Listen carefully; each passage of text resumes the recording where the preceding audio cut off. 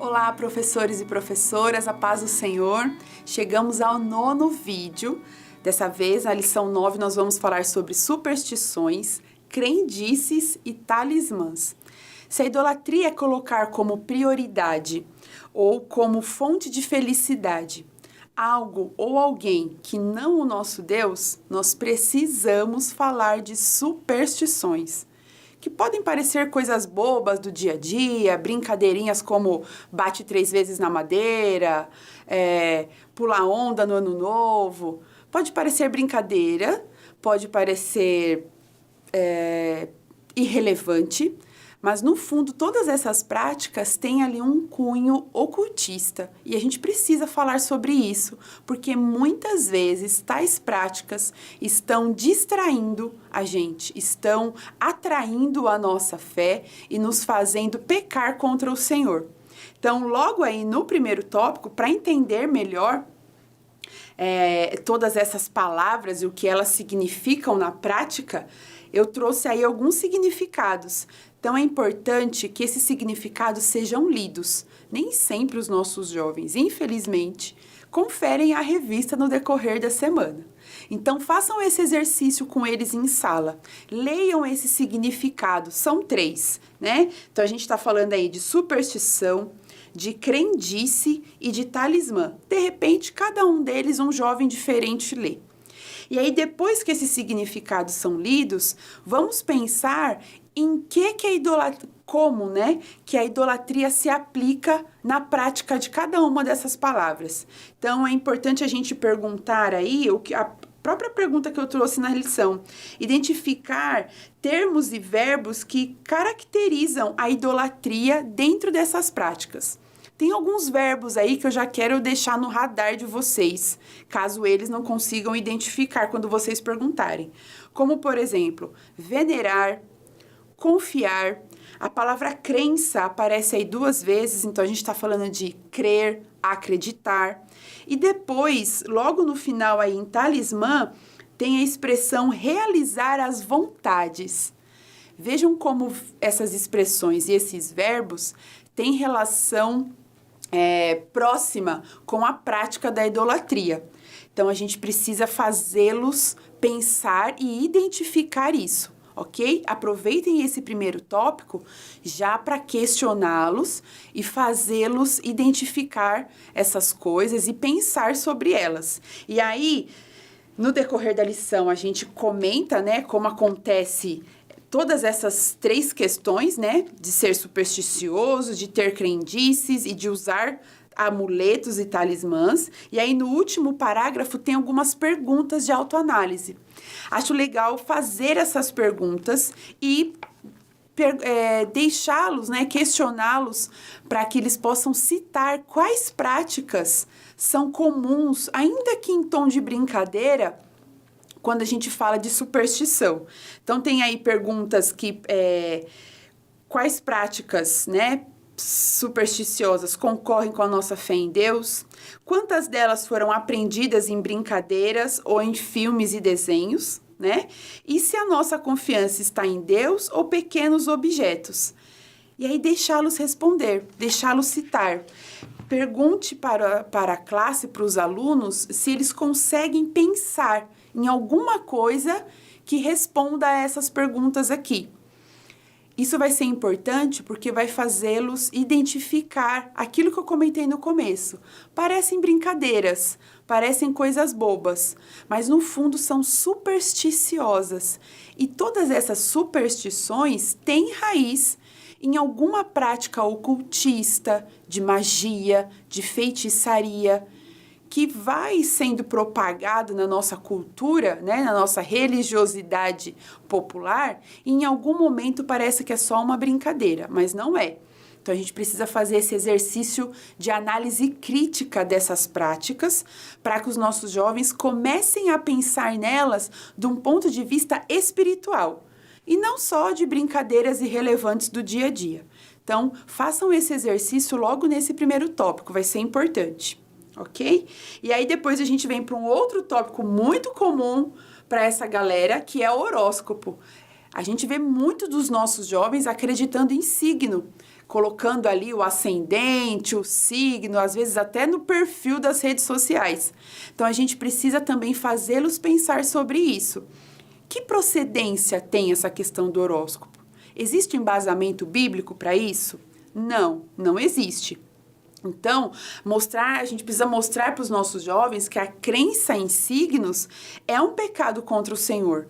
Porque, na verdade, nós estamos atribuindo poder a coisas criadas e confiando nelas, ao invés de confiar na soberania e onisciência do Criador. Então, nossos jovens precisam ter também esse olhar que, apesar de ter toda uma explicação mundana para o funcionamento do universo e a sua influência sobre nossa história, não há embasamento bíblico algum para que isso tenha significado. Pelo contrário, toda a criação é sinal do poder, da majestade e da misericórdia do Senhor. Então, os nossos jovens, ainda que continuem acreditando nisso por um tempo, vamos acreditar assim, mas a gente precisa deixar bem claro, eles precisam estar cientes de que não há embasamento bíblico para zodíaco, horóscopo ou qualquer interferência do universo na nossa história. O Criador do universo tem poder sobre a nossa história e não aquilo que ele criou, ok? Então, a gente precisa levar isso para os nossos jovens. Aí na lição, no segundo parágrafo, tem aí uma provocação do porquê que a gente acredita em horóscopo, e eu acho importante comentar sobre isso com eles. E tem uma frase no final que fala que a astrologia exerce uma influência poderosa não por causa da influência dos astros, mas por conta da nossa fé na astrologia. A partir do momento que nós confiamos na astrologia, a gente passa a seguir aquilo. Não que aquilo tenha poder sobre nós, mas é que nós passamos a agir de acordo com o que aquilo ensina. Então, essa diferença a gente também precisa mostrar para os nossos jovens. Os astros não têm poder sobre a nossa vida, mas a partir do momento que nós passamos a viver seguindo aquilo que horóscopo, zodíaco fala, a nossa vida realmente começa a ser pautada por aquilo que é dito. E aí parece que os astros têm poder sobre nós, e na verdade não. Nós aqui estamos seguindo e reproduzindo aquilo que é dito para nós por meio do zodíaco, da astrologia. A gente também precisa levar esse ponto de vista, né? Essa análise crítica para os nossos jovens, para eles diferenciar e, de repente, se Deus quiser, já começar a ampliar a visão sobre esse assunto. Amém? Depois nós vamos falar aí o que a Bíblia fala sobre isso, né? Então, a Bíblia traz aí a palavra abominação. Levem os significados dessa palavra. A gente está falando de abominação, estamos falando de repugnância, estamos falando de algo detestável. Então, veja como é forte a palavra que o Senhor usa para tratar dessas práticas. Né? É algo abominável, é algo que causa repugnância, nojo no nosso Deus. Então, realmente não é algo irrelevante, não é só uma brincadeira, né? Não é só uma informação no nosso perfil da rede social. É um pecado abominável diante do nosso Deus nós acreditarmos e seguirmos e depositarmos nessas práticas a nossa confiança, o nosso sentido de vida. Então, tem aí 2 textos, né? Tanto de Deuteronômio e também depois o capítulo 47 de Isaías, quando o Senhor condena a Babilônia por vários pecados, e logo no final do capítulo ele cita a astrologia, feitiçaria, adivinhação. E o Senhor traz à tona como tudo isso é fútil para salvar as pessoas, para conduzir a vida das pessoas. Então, aproveitem nesse tópico para fazer a leitura bíblica, tanto do capítulo 18 de Deuteronômio, quanto do capítulo 47 de Isaías, para mostrar para os nossos jovens que realmente o nosso Deus fala sobre isso. E desde sempre o Senhor adverte o seu povo para não se deixar influenciar por tais práticas, ok? E por fim, tem outros 2 versículos aí que falam também da consequência inevitável de quem pratica essas coisas. É uma frase forte, mas acho que esse choque de realidade é importante a gente levar para a aula também. É o texto de Apocalipse 21 e o texto de Gálatas 5, que fala que a consequência disso é estar fora do reino de Deus. A consequência é o lago de fogo que arde com enxofre. Forte, né?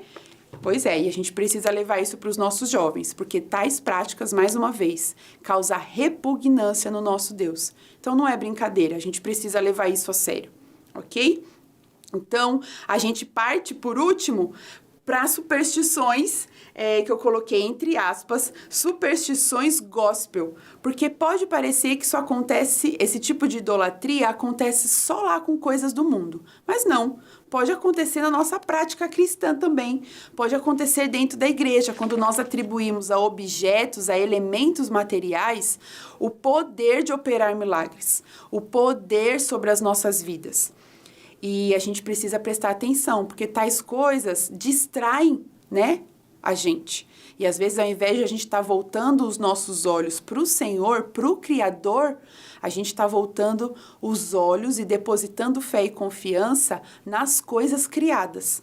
Então, isso acontece também dentro da igreja, e eu cito aí um podcast com o pastor Luciano Subirá, sugiro que vocês ouçam, porque é muito bacana e traz uma ideia legal sobre o assunto, pode complementar os estudos de vocês para essa aula, e aí a gente precisa levar isso para os nossos jovens. E por último, mais uma vez, voltar com eles para as perguntas aqui da lição. Então, tem 2 perguntas ali, né? Ao que a gente tem se apegado para alcançar resposta e solução, e em que mais a gente tem acreditado além da palavra. Vamos levar essas perguntas para eles também, para provocá-los nesse sentido e ajudá-los a analisar a própria fé, né? Quais são os alvos da fé de cada um. Por último, a gente enfatiza o que, na verdade, deve ser a nossa fonte, a fonte da nossa fé, né? Aquilo que fortalece, o que fortalece a nossa fé. Né? O que dá corpo, o que dá consistência para a nossa fé. Não são objetos, não são rituais, não são coisas que vemos ou tocamos. E esse talvez seja o principal desafio de nós cristãos, porque nós lidamos o tempo todo com algo que nós esperamos e não sabemos o que é, e algo que nós não vemos. Mas é assim que tem que ser, né? A nossa fé em Deus é isso, é crer sem ver. É crer sem tocar, o contrário de Tomé. Então, nós precisamos levar isso para os nossos jovens, que aquilo que fortalece a nossa fé, aquilo que dá consistência para a nossa fé, é a palavra. A palavra de Deus, é essa que nós estudamos todo domingo de manhã, é essa que nós temos acesso por meio da Bíblia Sagrada, por meio de livros e autores inspirados pelo Espírito Santo para pregar a verdade bíblica. Então, é a palavra que tem que ser o alimento, o conteúdo, a base, o alicerce da nossa fé. E nós precisamos levar isso para os nossos jovens, porque hoje talvez a gente tenha um tanto de preguiça, né? E nem sempre a palavra está... como que eu posso dizer? Nem sempre as coisas do Senhor estão à superfície. O nosso Deus é um Deus de mistérios, e isso requer aplicação para estudo, oração, enquanto que as coisas tangíveis que vemos e tocamos são mais fáceis. Talvez por isso a nossa dificuldade de conhecermos o nosso Deus em profundidade, porque requer esforço. Mas é isso que, na verdade, vai nos trazer consistência e uma vida espiritual saudável. Então, incentivem os jovens a buscar na palavra a consistência necessária para a vida cristã, a buscar na palavra os milagres de Deus, a buscar na palavra orientação para o seu futuro, a definição de quem Ele é, buscar na palavra de Deus o que o Senhor tem para o nosso destino, né? Ao invés de buscar em superstições, em astrologia, respostas, solução, orientação e identidade, nós possamos buscar na palavra do Senhor aquilo que o Senhor diz ao nosso respeito, a respeito do nosso futuro, a respeito do nosso destino, porque Ele é onisciente e o invisível não é oculto para Ele. Amém? Então, incentivem os jovens, assim como a gente comenta na lição, a agir como centurião de Cafarnaum. Basta a palavra do Senhor para nos orientar. Amém? Por fim, quero só enfatizar a última frase da conclusão. Superstições, crendices e talismãs são coisas inúteis para nós e detestáveis ao Senhor. A gente precisa sair com essa certeza, com essa convicção da aula número 9, ok? Espero que tenha ajudado vocês. Fiquem com o Senhor. A gente se vê no próximo vídeo. Até mais!